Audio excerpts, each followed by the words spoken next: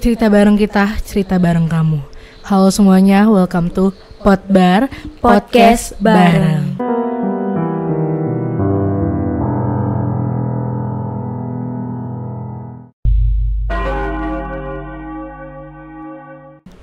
Jadi kali ini kita akan ngobrol-ngobrol seputar urban legend yang ada di daerah kita masing-masing. Iya benar. Sebelumnya kita perkenalkan diri dulu dong, karena sebelumnya aku kan sama temen aku ya. Sekarang udah ganti lagi di co-hostnya baru. Coba kamu silahkan perkenalkan diri. Halo semuanya, kenalin nama aku Manda. Aku adalah Jadi dia aku pungut di jalan guys. Jadi dia adalah adik aku guys, adik sepupu. Nah jadi kita ini tumbuh dan besar di daerah yang berbeda. Aku di daerah Jabodetabek lah ya, di Depok. Jadi dia ini di daerah Semarang di Jawa ya guys. Iya. Jadi urban legendnya atau mitos-mitos di setiap daerah kan pasti beda kan. Jadi hari ini kita mau bahas tentang urban legend di setiap daerah kita. Jadi aku mau bahas di Jabodetabek dan aku yang ada di Semarang. Oke. Langsung aja. Selamat mendengarkan Urban Legend. Oke, kita langsung aja masuk ke Urban Legend yang pertama. Urban Legend yang pertama adalah hantu jeruk purut. Sebelumnya Anda udah pernah denger belum hantu jeruk purut? Sekilas sih pernah Pernah denger ya. Seberapa sering denger kalau di daerah Semarang? Aduh, jarang lagi. Jarang karena nggak relate. Oh iya sih, jauh banget ya, benar-benar. Tapi maksudnya familiar. Iya, Familiar lumayan sama lah, namanya. lumayan familiar. Oke. Nah Manda nih, aku ada cerita tentang hantu jeruk purut. Nah ini tuh beredarnya waktu aku kecil. Jadi aku waktu kecil ini kayak sekitar apa ya, SD, mungkin sampai SMP tuh masih denger. Jadi dulu itu terkenal banget urban legend hantu jeruk purut ini. Buat teman-teman yang di Jakarta Selatan mungkin tahu kali ya. Urban legend ini beredar di daerah Jakarta Selatan, tepatnya di TPU Jeruk Purut. Makanya kenapa namanya urban legendnya hantu jeruk purut. Tuh, Okay. karena terjadinya di TPU Jeruk Purut. Nah, menurut cerita yang beredar di masyarakat, hantu ini adalah arwah seorang pastor tanpa kepala dan mengenakan jubah hitam. Dia itu ditemani oleh seorang anjing besar hitam. Jadi setiap penampakannya dia selalu ditemani seorang anjing dah. Itu. Nah, banyak masyarakat sekitar yang bilang bahwasannya kepala yang buntung diakibatkan oleh kejadian salah bak waktu zaman Belanda dulu. Oh. Iya, dan abis itu dikubur secara terpisah badan sama kepalanya. Jadi makanya dia gentayangan sampai sekarang karena itu dia masih nyari makamnya. Terus tapi ada yang bilang juga kalau misalkan emang sengaja. Tadi kan salah ya yang awal. Orang-orang bilang juga katanya gara-gara itu sengaja dipisahin badan sama tubuhnya gitu. Nah itu makamnya dikuburnya atau badan sama kepala itu dipisah gitu kuburnya. Makanya sampai sekarang gentayangan karena masih nyari makamnya gitu. Iya. Nah makanya dulu itu banyak banget kayak orang-orang yang melakukan penelusuran untuk mencari makam aslinya gitu. Jadi kayak dulu tuh terkenal banget kayak orang-orang penelusuran atau uji nyali untuk cari makam aslinya. Juga dulu itu ada sebuah ritual yang terkenal untuk bisa kita ngelihat atau mendatangkan atau bisa manggil hantu jeruk purut. Jadi ada nih ritualnya. Bisa dipanggil. Bisa dipanggil, mau nyoba nggak? Jangan dong, nggak berani deh. Nggak berani. Jadi ada caranya nih guys buat teman-teman yang kepo atau kayak beneran nggak sih mau manggil hantu jeruk purut. Nah kalau kita mau manggil dia nih Nda, itu ada ritualnya. Yang pertama, kita harus datang ke TPU pada jam 12 malam, tengah malam, pada malam Jumat. Itu harus banget. Harus banget malam harus Jumat. banget jam 12 malam. Intinya udah tengah malam dan harus banget malam Jumat. Gitu. Yang kedua, kita harus datang dengan nominal orang yang ganjil. Misal sendiri, bertiga atau berlima. Ya, jadi harus ganjil guys. Setelah itu nanti dia bisa muncul atau bisa merasa terpanggil dan kemudian menampakkan diri dengan badan yang tanpa kepala. Dia lagi megang kepala dan ditemani oleh anjing hitam besarnya tersebut. Nah konon katanya beberapa masyarakat yang mencoba banyak yang melihat kejadian tersebut karena melakukan ritual itu. Tuh, cuman tidak dapat dibuktikan sih itu benar atau enggak. Cuman ya konon kata masyarakat itu benar terjadi dan benar adanya. Nah, gimana buat teman-teman ada yang mau nyoba nggak? Deket nih, buat teman-teman yang tinggal di Jabodetabek nih, deket banget kan Jaksel nih, Jeruk Purut yang mau nyoba. Siapa tahu malam Jumatnya lagi gabut. Nah sih, kita coba nggak sih, nggak ya? Boleh sih, tapi kakak aja sendiri ya. Deh, Jangan aku sama ya lebih, aku masih sayang diriku. Ya tapi ini balik lagi guys, ini teman-teman, ini adalah urban legend yang kita belum tahu kebenarannya, cuman ya memang ini terkenal banget jujur pas aku kecil. Jadi kayak bahkan tuh teman-teman aku banyak yang cerita lewat sana tuh ada aja gangguannya, tiba-tiba mobilnya mogok, iya. Karena malam-malam kan. Iya. Iya, cuman ya kita nggak tahu ya guys benar atau enggak. Cuman ini memang terkenal banget waktu aku kecil. Nah, next kita ke ceritanya Manda. Nah, oke guys, kalau dari aku sendiri itu aku mau bawain urban legend dari daerah Semarang, tapi lebih tepatnya itu di Ambarawa, karena aku tinggal di kabupaten. Oh my god, berarti ini deket daerah rumah kamu. Iya, benar banget. Oke, lanjut. Jadi di Semarang itu lebih tepatnya di kabupatennya ada sebuah kecamatan, namanya itu Kecamatan Ambarawa. Jadi di sana itu ada sebuah museum kak, museum kereta api. Jadi pada zaman dulu stasiun ini itu beroperasi sebagai pengangkutan komoditas dan transport buat para militer gitu kak. Oh jadi sebelum jadi museum? Betul. Itu dulu tempat kereta gitu ya? Iya. Nah jadi ini tuh digunain waktu perang zaman Belanda. Nah kayak gitu. Nah, stasiun ini itu juga dibuat ngangkut penumpang. Dia itu pakai kereta seri C1016 yang panjang. Tapi sempat terjadi kecelakaan pada saat ngangkut penumpang, Kak. Jadi dia itu nabrak seseorang gitu, sampai seseorangnya meninggal. Oh, jadi ini kereta awalnya buat barang, tapi bisa juga buat penumpang. Iya, pada saat itu. Terus tiba-tiba ada sebuah kecelakaan nabrak seseorang sampai seseorang itu. Nah, konon katanya bekas orang yang meninggal itu ditaburin sama jeruk. Buat? Iya, iseng aja. Oh, sama orang jahil. Iya, sama orang jahil. Kan ada tuh kak mitos yang katanya kalau kita naburin jeruk diperes gitu, itu bikin arwahnya tuh nggak tenang.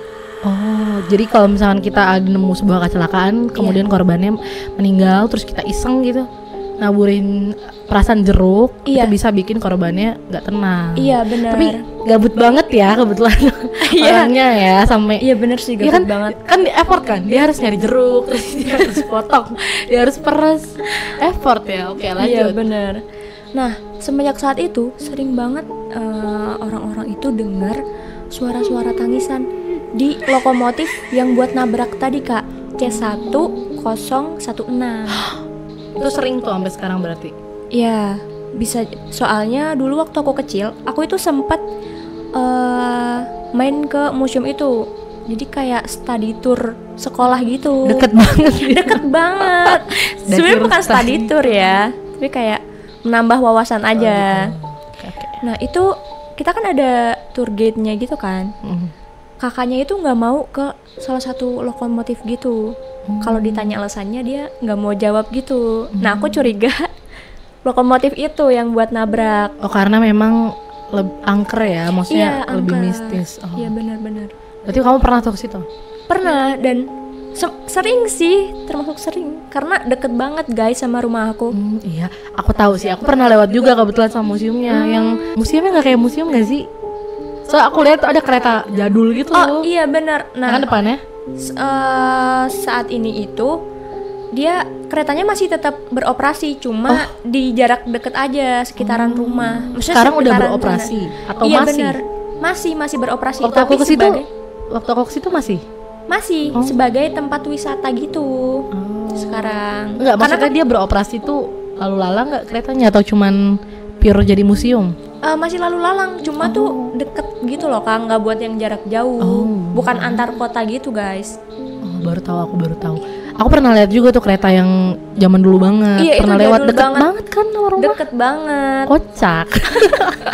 Staditornya deket banget ya guys. Nah ya aku pernah lewat, terus katanya emang ini tuh terkenal sama mistisnya karena kata supirnya. Karena emang ini peninggalan zaman Belanda.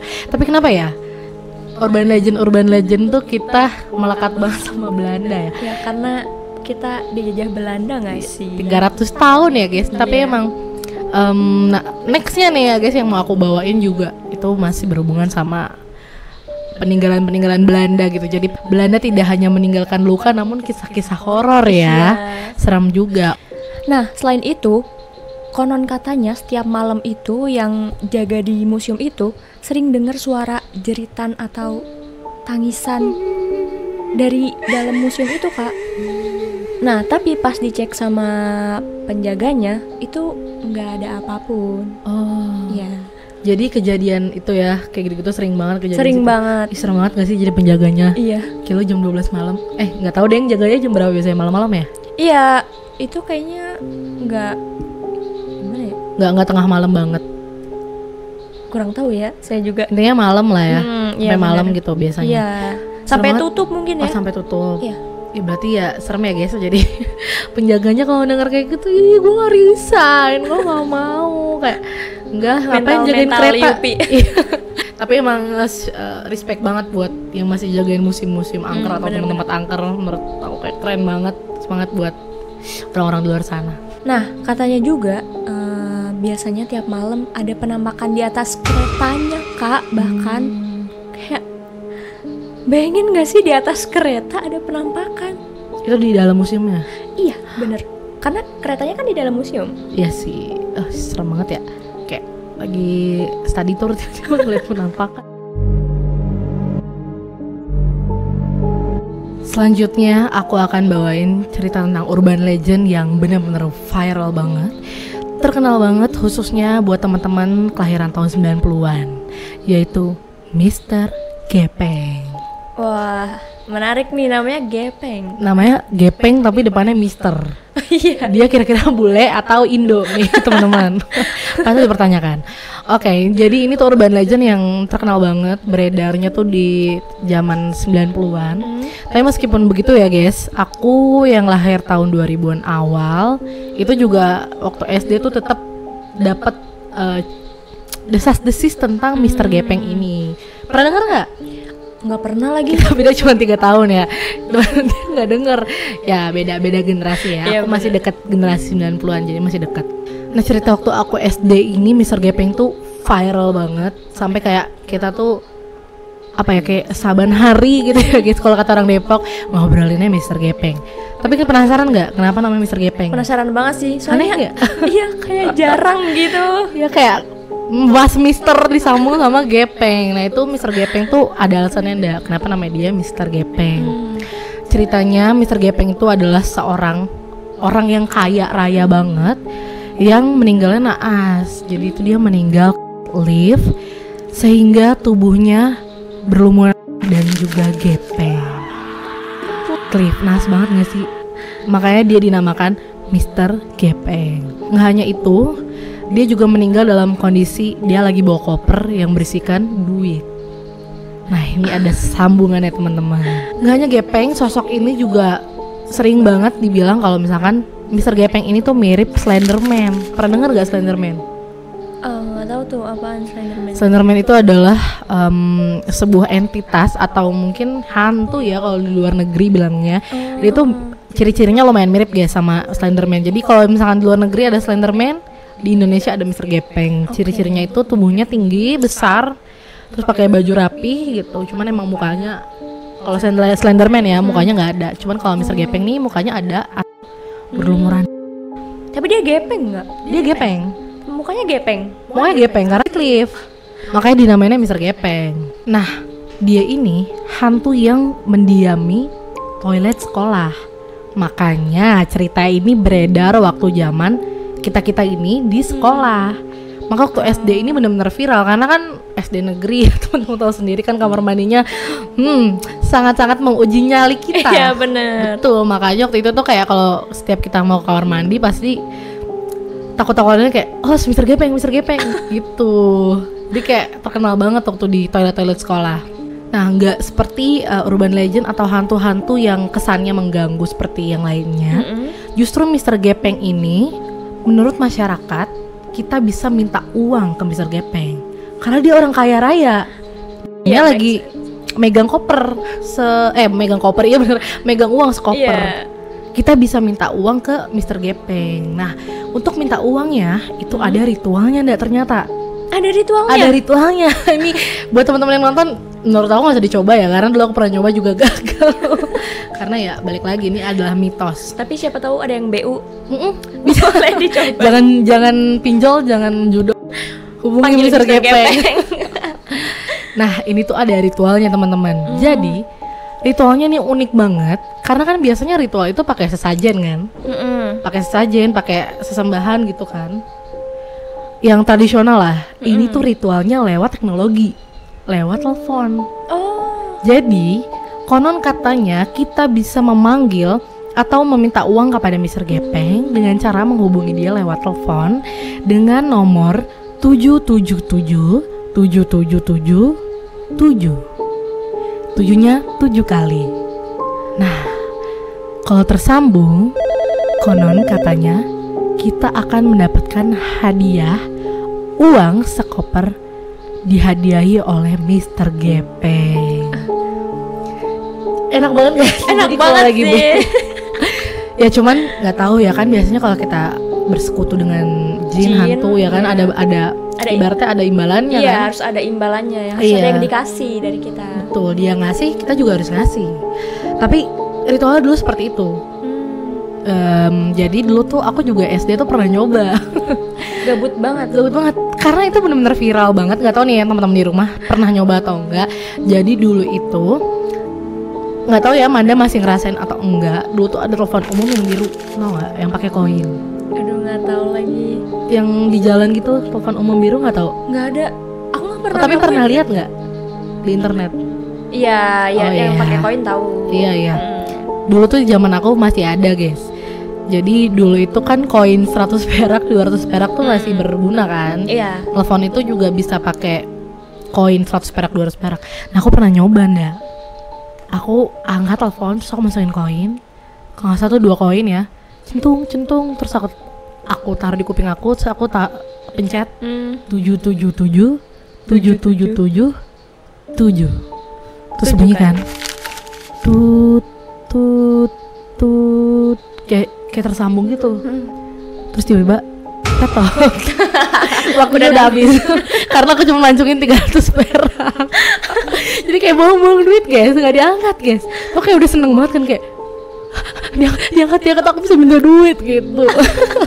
Ternyata tidak, aku nggak biasa. Aku nyoba itu nggak sekali 2 kali, aku nyobain itu sering. Jadi kayak setelah ada uang kembali jajan, aku nyoba tuh main Mr. Gepeng, gabut banget.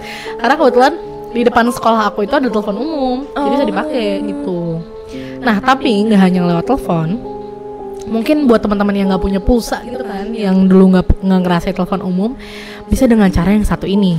Ada juga ritual lainnya.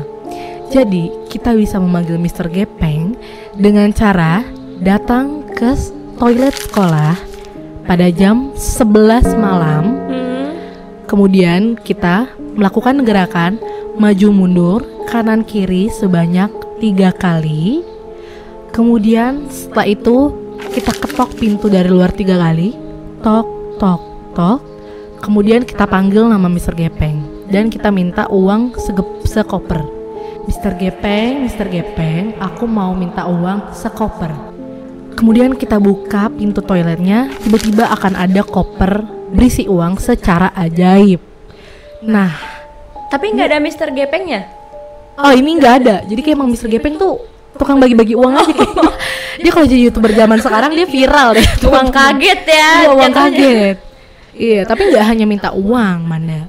Kita juga bisa minta harta atau berupa barang-barang yang kita inginkan. Misal kamu mau sepeda nih. Zaman dulu kan bocil, sepeda lipat itu kan lagi hektik, lagi viral-viralnya kan. Iya, benar. Kita misal bisa juga minta sepeda lipat. Jadi kita lakuin ritual kayak tadi, kayak maju mundur kanan kiri sebanyak 3 kali. Jam 11 malam ya, inget ya. Jangan lewat, jangan kurang. Jam 11 malam. Nah, kemudian nanti bisa aja kita buka pintunya, di dalamnya ada barang yang kita mau gitu. Tapi kalau minta mobil bisa banget. emang Muat. Kebetulan emang toiletnya di lapangan ya, di kali. Ya cuman ini belum pernah terbuktikan ya. Ini jadi masih hanya mitos-mitos dan urban legend di sekitaran masyarakat aja. Tapi jujur ya teman-teman ya, ini viral banget waktu aku kecil gitu. Jadi emang waktu kecil, aku tuh sama teman-teman aku tuh waktu SD ngobrolnya Mr. Gepeng, karena kayak gak gitu serem sih, tapi katanya setelah kita mendapatkan apa yang kita mau, dia akan selalu meneror kita lewat telepon. Nah itu dia imbalan yang dia minta tadi gitu. Ya tapi buat teman-teman yang mau nyoba silahkan aja, tapi tanggung sendiri resikonya. Tapi jam 11 malam Iya. ke toilet sekolah ngapain? Mending makan seblak gak sih? Iya benar. Oke, next. Nah selanjutnya aku mau bawain cerita masih dari Ambarawa. Namanya itu Benteng Pendem Ambarawa. Ini itu lokasinya masih deket kak sama museum kereta yang tadi, deket banget, kayak enggak seberangan banget sih, cuma emang sedekat itu. Oke. Ya, jadi Benteng Pendem ini dibangun sama Belanda pada tahun 1834 dan selesai pada tahun 1845. Jadi dulunya pasukan Jepang itu menggunakan benteng pendem ini sebagai tempat buat nahan wanita-wanita Belanda dan anak-anak Belanda gitu. Nah, jadi Jepang itu nggak hanya menyandra para orang-orang Belanda, tapi dia juga menyiksa dengan sangat kejam. Nah, jadi para orang-orang Belanda ini ngebalesnya dengan memenggal semua satu peleton tentara Jepang, dipenggal kak kepalanya semuanya Di benteng itu. iya. Oke. Nah semenjak saat itu konon katanya warga-warga tuh sering banget lihat penampakan satu peleton prajurit tanpa kepala. Damn, so creepy. Bayangin lagi jalan malam-malam ada satu peleton tanpa kepala. Iya kayak nggak ada kepalanya guys, aduh takutnya.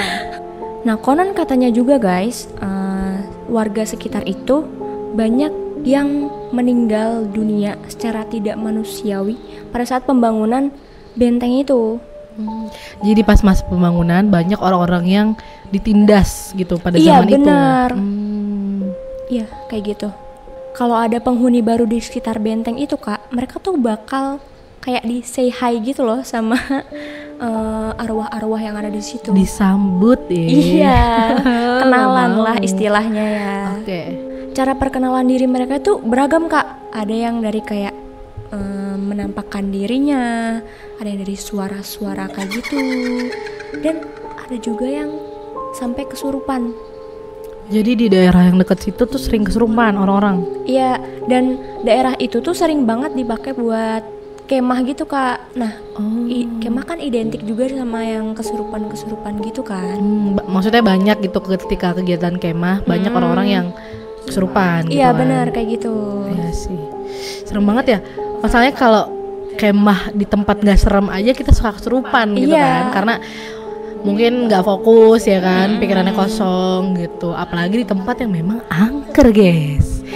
Teman-teman yang kemah cek dulu latar belakang tempatnya ya. Bener. Jangan macem-macem deh ya kalau lagi kemah. Aduh. Jangan, siapa tahu tempatnya salah satu tempat mistis. Ternyata juga tempat ini, benteng pendem ini itu pernah dijadiin tempat syuting yang disutradarai sama Hanung Bramantyo. Tahu kan? Ya Tahu banget pasti dong. Oh, aku film apa ya? Film Soekarno kak di tahun 2013 ya. Iya sih, tapi emang mungkin latar belakangnya di daerah situ kan ya. Iya karena katanya mereka itu melihat dari sisi bangunannya kak masih original banget gitu, masih otentik gitu. iya ya. benar, masih ada kaitannya kan sama Soekarno gitu. Kayak zaman-zaman Belanda dulu. Iya ya. benar. Nah, urban legend yang terakhir nih ada dari urban legend Terowongan Casablanca. Kamu pernah dengar nggak ini? Pernah. Ini viral banget karena sampai ada filmnya. Iya. Ya kan, dulu film zaman dulu horor. Nah, terowongan Casablanca ini juga adalah salah satu urban legend yang paling terkenal di Jakarta. Kisahnya udah beredar dari sejak dulu dan banyak banget warga yang percaya sampai sekarang gitu. Khususnya aku juga karena dari zaman aku kecil nih, bawaannya kalau lewat situ kayak ngeri banget gitu, karena banyak banget cerita-cerita yang bikin aku tuh ketakutan sendiri gitu. Jadi sampai sekarang kalau aku lewat sana tuh aku pasti tetap kayak istighfar, baca-baca doa gitu, karena alasan yang satu ini. Terowongan ini ada di Jalan Casablanca di Jakarta Selatan. Lagi-lagi Jaksel teman-teman. Jaksel. Bentuknya itu kayak underpass mbak. Terowongan itu kayak underpass. Ini kayak di Depok Margonda tuh. Iya. Terowongan gitu kayak underpass. Underpass biasa sih sebenarnya kan. Normal-normal aja, nggak, bukan yang kayak tempat angker gitu, kayak modern aja gitu. Tapi suasananya di sana bisa dibilang beda. Terutama kalau lewat malam-malam sendirian. Jadi kalau lewat malam-malam tuh kayak suasananya tuh merinding banget, kayak apa ya? Ngerti kan kalau lewat tempat yang something gitu kayak beda gitu teman-teman. Banyak banget nih pengendara motor dan mobil yang ngerasa merinding pas masuk atau keluar lewat terowongan ini. Jadi kayak setiap lewat itu ya karena itu suasananya beda gitu kan. Karena kisah-kisah mistis yang di dalam terowongan ini tuh bikin ketakutan sendiri gitu. Ya, bahkan nih walaupun di siang hari tetap ada hawa-hawa yang bikin aneh gitu ya, berasa aneh. Nah, itu semua karena ada sebuah cerita mengerikan di baliknya. Urban legend ini sebenarnya punya cerita beberapa versi. Tapi yang lebih sering diceritain adalah dulu banget sebelum dibangun jadi terowongan Casablanca ini yang sering kita kenal, daerah Casablanca itu adalah area pemakaman Ninda, TPU. Itu jadi tempat pemakaman umum, dimana pas pembangunan terowongan dimulai, karena mau dibangun terowongan, makam-makam tadi itu banyak yang dipindahkan secara massal, secara masif gitu. Jadi tadinya tempat pemakaman dipindahin makam-makamnya untuk dijadikan terowongan gitu. Nah, karena dipindahin dengan buru-buru, ada yang nggak sempat dipindahkan. Jadi beberapa makam itu ada yang nggak sempat dipindahkan karena proyek itu buru-buru untuk menyelesaikan terowongan ini. Jadi konon katanya ada beberapa makam yang tidak sempat dipindahkan. Bahkan nih katanya diketahui bahwa ada satu jenazah yang masih utuh dan belum sempat dipindahkan sampai akhirnya tertimbun konstruksi pembangunan. Bayangin. Parah banget sih itu. Kayak ini kita jalan nih ya. Sebenarnya di bawah kita tuh ada jenazah gitu, ada ngeri. Makanya banyak banget warga-warga Jakarta khususnya ya yang kenal banget sama cerita ini, kalau lewat situ tuh merinding gitu, berasa aneh tadi gitu karena kisah mistis di baliknya. Itu sebabnya banyak orang yang percaya kalau arwah-arwah di sana itu belum tenang dan jadilah tempat itu disebut jadi tempat angker gitu, walaupun bentuknya tuh sebenarnya modern gitu. Nah, banyak banget penampakan dan kejadian mistis yang paling terkenal atau paling viral di masanya. Apa tuh contohnya? Yang pertama, ada sesosok wanita berbaju putih. Katanya sering banget terlihat berdiri di sisi jalan atau mungkin tengah terowongan, tapi pas dideketin nih, itu hilang. Kadang juga numpang di motor atau mobil orang tanpa izin. Ngeri banget sih itu. Bayangin nih kamu kalau lagi ngendara motor nih, kalau mobil tuh kayak masih oke lah ya nggak sih? Karena kan masih ketutup ya? Enggak sih. Enggak juga ya? Enggak juga. Bayangin kalau dia sendiri terus tiba-tiba numpang di sebelahnya. Siapa ya? Gak mau bang. Tapi kalau menurut aku tuh lebih serem kalau pakai motor malah. Bisa meluk ya? Iya. Tapi kalau dua-duanya juga serem sih. Iya bisa meluk sih dua-duanya juga ya, di mobil di motor. Ya serem banget sih, bayangin aja guys. Soalnya kan kita mungkin ya kalau bagi orang Jakarta tuh kita udah tahu itu sebenarnya bukan manusia. Tapi bayangin buat orang-orang di luar Jakarta, di luar Jabodetabek yang nggak tahu bahwasannya itu bukan manusia, dia beneran berhenti terus nyamperin. Serem banget gak sih? Nah itu makanya kayak banyak banget di sana tuh kalau lagi lewat-lewat tuh banyak yang klakson. Padahal itu bukan jalanan turunan gitu loh. biasa aja underpass gitu. Itu kayak permisi gitu nggak sih? Permisi gitu. Nah konon juga katanya kalau misalkan kita naik motor itu nggak boleh kelamaan ngelihat spion motor, nggak boleh tuh, karena nanti katanya kalau misalkan nih ya amit-amit ternyata ada yang numpang, itu tuh bisa sengaja ditampakin sama penumpang goib di belakang jok kita. Serem banget. Lagi gini kan, terus mau lihat kendaraan motor, padahal mau lihat apa? Mau lihat belakang lain, iya, menyalip gitu misalkan, terus lagi lihat gini, damn, terus ada yang meluk kayak, halo bang, bang numpang dong bang sampai Depok aja bang, dekat kata dia. Nah jadi itu tuh salah satu yang bikin orang tuh kayak sampai sana tuh selalu deg-degan gitu. Yang kedua, banyak suara tangisan atau suara ketawa. Nah tengah malam, konon katanya pengendara suka mendengar suara perempuan ketawa.